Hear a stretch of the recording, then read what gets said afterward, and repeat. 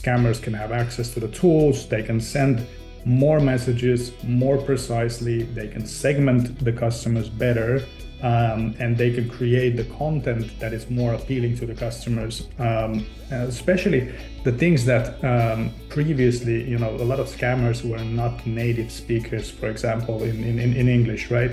And the scams had a lot of mistakes and so forth. That problem basically disappeared immediately with generative AI, because everybody can write perfect English now.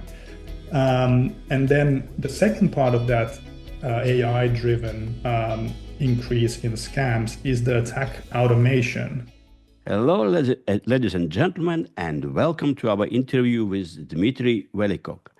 Dmitri is a VP of Embedded Security at vSecure, which is a global leader in cybersecurity and is committed to fighting scams to protect everyone with a digital device.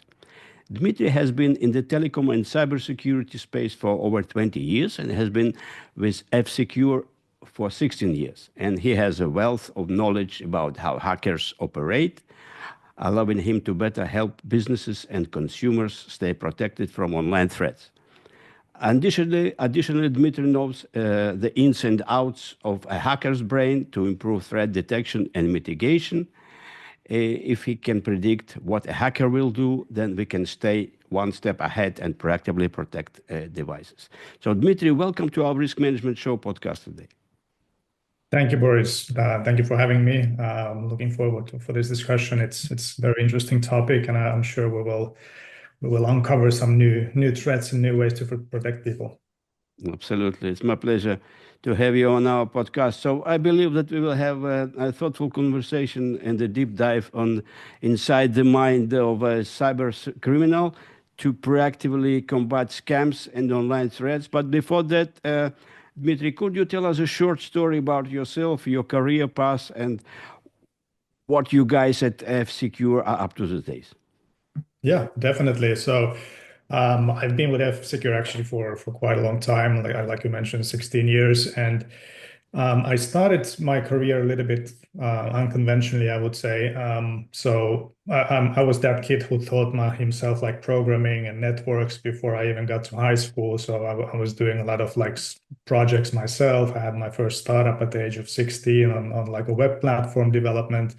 And then I got I got into college, and in like 2003, I think it was, there was like a network security or a hacking course, basically. And at that point, hacking was, web platforms were very rudimentary still. We were talking about like JavaScript, password stealing from web forms and things like that. So and that got me kind of excited in cybersecurity. And then I went to work in the corporate world. I was at IBM for some time, and then at some point, I got an offer to join F-Secure only a couple of years after that, actually. And in 2008, I started there, and I started in sales, but I kind of wanted to be closer to cybersecurity. So I knew that there was a path to do something more exciting later on. So I've been doing a lot of things throughout the years, like business development, product management, various leadership positions, and so forth. So it's been exciting and a long ride.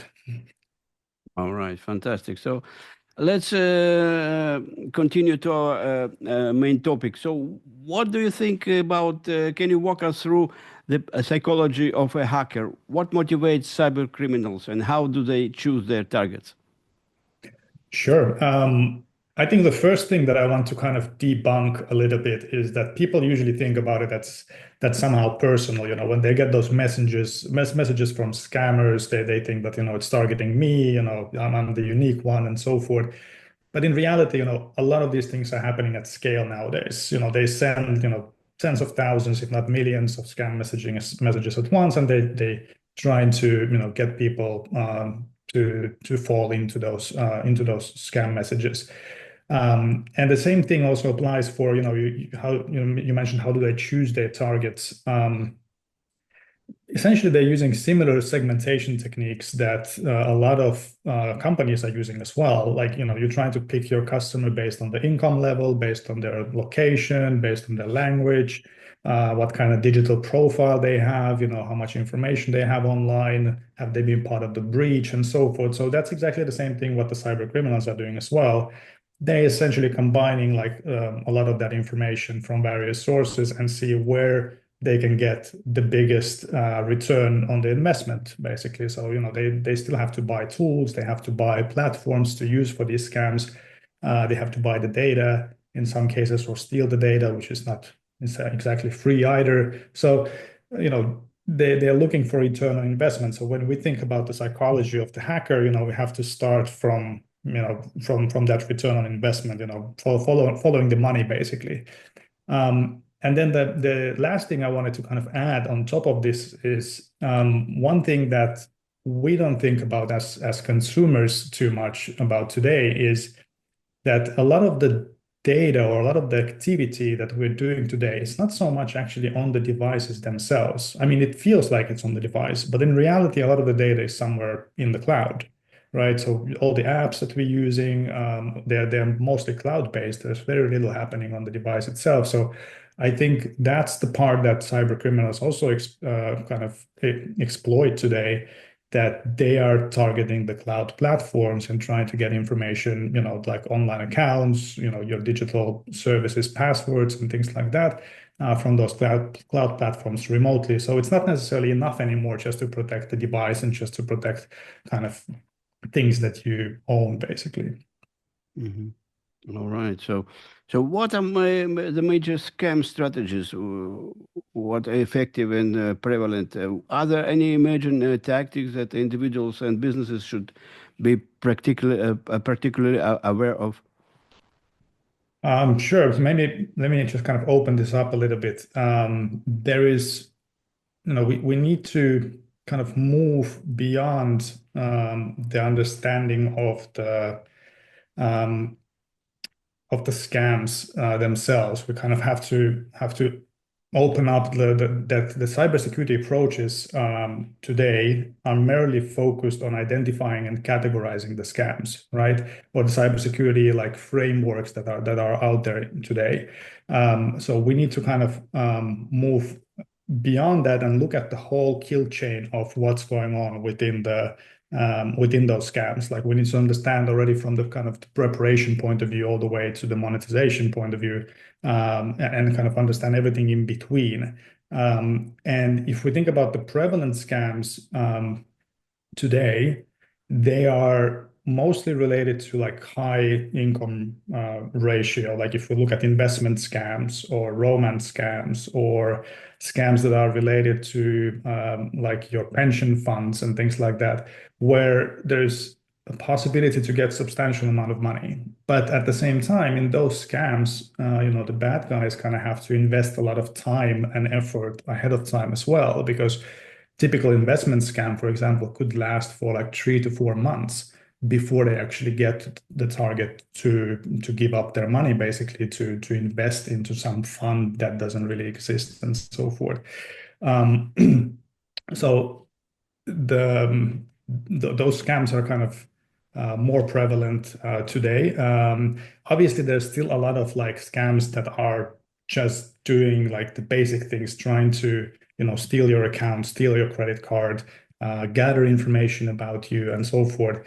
And most of those are targeting, as I said, like masses of customers because the return is actually very small.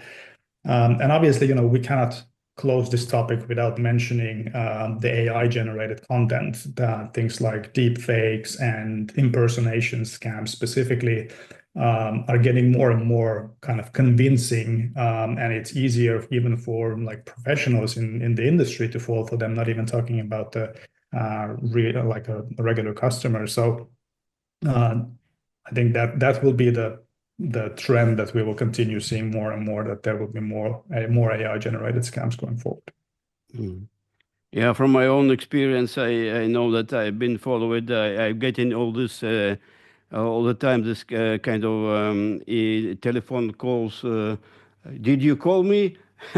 So I know that my phone was kind of in some network. So I already for some time never replied to a phone call that I'm not from familiar source. So I just check my kind of whatever they left messages they left. But normally it's kind of a strange call. So sometimes I get calls from cybersecurity companies. They want to check my account. So yeah, yeah, it happens. And I also heard a kind of a horror story that people were scammed of their large amount of on their cyber account or just normal pension fund. So how Yeah. does the study in hacker behavior improve our ability to detect and mitigate cyber threats? Can you share some probably real world examples from your practice, Sure. or maybe without naming the customers or something? Yeah, of course, definitely. I mean, I can give a couple of generic examples. So, as I mentioned before, the hackers always thinks kind of from the return of investment point of view. So when we are doing the protection mechanisms, we should think about in the same way, like where do we get the most money for the most value for the money that we invest into the protection. So as an example, for example, in financial scams, one of the things that a lot of financial institutions have done already, for example, are various kind of verification delays, right? So when somebody is trying to withdraw money from your accounts or make some sort of a payment, there is some sort of a delay introduced automatically. It's not technically necessary to have that delay, but it helps with cybersecurity quite a lot because, first of all, the customer gets to think a couple of times, is this the right thing to do right now? And then the second part is that the hacker doesn't get to the money as fast and might kind of walk away because they see that somebody might be tracking them or somebody might detect the transaction and things like that. And that's where this kind of a simple tricks like verification delay is an excellent example, kind of help with that. Another good one when we talk about kind of the value for the money when we are protecting people is the usage of VPN, for example. So a lot of cybersecurity companies have been talking, you should always use VPN and it should be always, turned on wherever you are and so forth. But in reality, the value of the VPN is kind of a diminishing or has diminished over the time because a lot of the services that are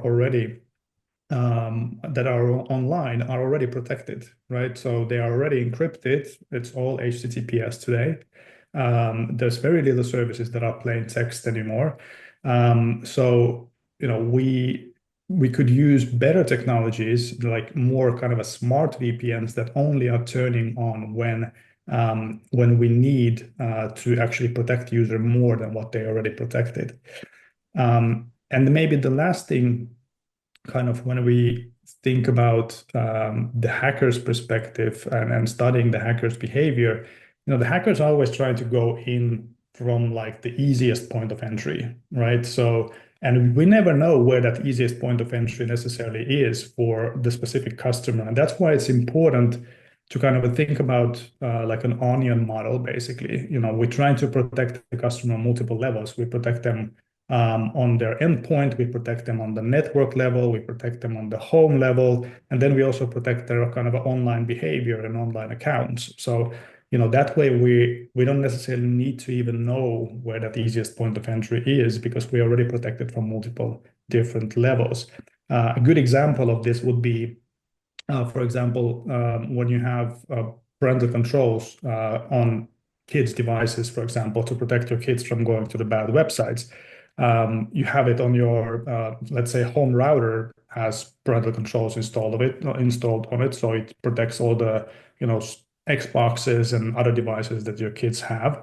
But then when they leave the house, they have to have protection on their smartphone or they have to have protection on their social media accounts when they are, using social media services. So that kind of allows us to protect people on multiple levels. Mhm. All right, so let's discuss some social engineering and psychological tricks. Many is cyber attacks rely on human error, rather than technical exploits. What psychological tactics do hackers use to manipulate their victims, and how can people defend themselves? Sure, definitely. This is very like close topic to like personally close topic to me. Like I always trying to when we design our products, I always trying to think about, how do we communicate this to the user that they actually take action? Because one of the biggest problems in cybersecurity is that everybody says it's important, but not nearly everybody is, protecting themselves. So, and this is exactly what the scammers are kind of a leveraging. They are creating kind of that trust and are creating the impersonation or impersonating kind of a trusted entities. For example, they can, let's say you are doing a real estate transaction and they get to your agent's email server. Then, they can see every time whenever there's a real estate transaction is going on, they will see that email, going from your real estate agent to you saying that, hey, everything is ready, we're good for closing. Now we just need to get the money wired to our escrow account. And at that point, if they see all the emails on the email server, um, they will, the hacker can just interject that message and send the wire instructions to their own account, right? No. And so they're exploiting that trust element that you have with your real estate agent and kind of going through that open door. So that's just one example. Then the other examples are more related to like emotional triggers. For example, they leverage things like greed and urgency and curiosity of people. So, when they're sending, for example, scam messages claiming some sort of a unusual activity, detected about your child's school account, for example. It's very emotional. It's related to your kid, it's related to the school. And then the parents are, obviously immediately going and clicking, what's going on with my child because, they want to urgently find out what's going on.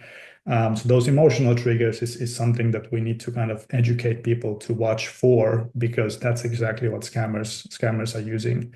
And then there are also kind of more, I would say, traditional methods like using authority to push people to do things like, now, for example, we are in the tax scam season. Taxes are due now in 10 days. So there's a lot of IRS related messages going out to people that, hey, you need to file your taxes, click here to do it easy and so forth. So they're using the authority from IRS to do that. And maybe the last one I think is kind of this scarcity or like a fear of missing out type of a tactic. And that's a lot used today with, for example, crypto scams, where you get an advertisement saying that, hey, there's only 20 slots available for this great investment. You need to jump in right now if you want to get in. You usually know right away from those words that it's a scam if somebody's trying to pressure you to buy things. So if we think about how do we defend people or how people can better defend themselves, I think the key elements are really education, more transparency, so that we actually know when those scams happen and people talk about them publicly.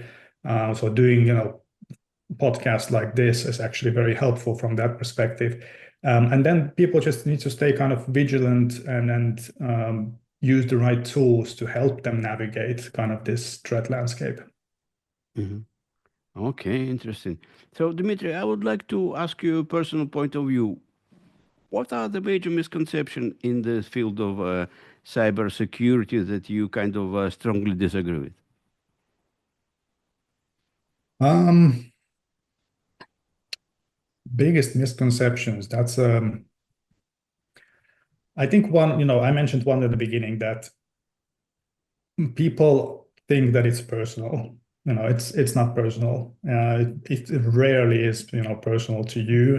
They're going, they're trying to get as many people infected or as many people scammed as possible. So I think that's a big misconception.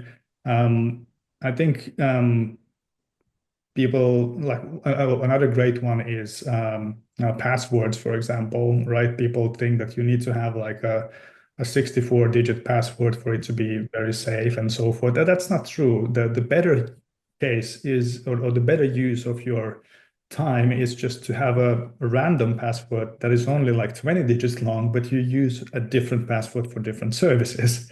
That's way more secure than having like extremely long passwords that you don't remember and so forth. And better yet, use a password manager. Um, so those are, I think, like some of the misconceptions that we see still people Mhm. thinking of. And what do you think are future of cybercrime? Because I think the AI can and automation become more advanced, and cyber criminals also evolve in their tactics. Tactics. What new threats do you foresee in the coming years? Yeah, so I think I would separate it in two sections, right? Because there are, as you said, AI related new cybercrime, but then there's also a lot of new kind of a traditional things that are boiling up to the surface. So if we start from the AI point of view, obviously things that are related to the AI generated content. So there's two sides to it. First of all, it's becoming increasingly easy to generate the content. So, scammers can have access to the tools. They can send more messages more precisely. They can segment the customers better, and they can create the content that is more appealing to the customers, especially the things that previously, a lot of scammers were not native speakers, for example, in English, right? And the scams had a lot of mistakes and so forth. That problem basically disappeared immediately with generative AI because Mhm. everybody can write perfect English now. And then the second part of that AI-driven increase in scams is the attack automation. So, the AI systems can be kind of easily configured to do a lot of the work that scammers used to do manually. They can do it like more at scale now, and they can do it way faster. So that definitely is driving that's where we see the future going. But then I want to mention just a couple of things on the traditional side, because one of the key things that we see is the kind of erosion of trusted sources. So people are becoming almost a little bit kind of numb to warnings about cybersecurity. There's so many breaches all the time. There's so many news coming about cybersecurity. So people are feeling a little bit helpless that, um, you know, I'm just getting all these messages. I don't know what to do with them and so forth. So, and I think that's driving people to care about cybersecurity even less. So this is where we're trying to kind of educate people and provide them the tooling so they can easily understand what's happening, so they don't have to kind of go and figure it out themselves. So I think that kind of a mass of information that is coming about cybersecurity threats is just overwhelming for people, and this is where we need simplification for a lot of things. All right, fantastic. So, if we summarize our interview for someone who is listening to this interview and would like to walk away with one or two major takeaways, what would it be? Well, if I would just say a couple of kind of tips for people, I think like one of the key things is just stay educated, understand what's going on and what the scams look like.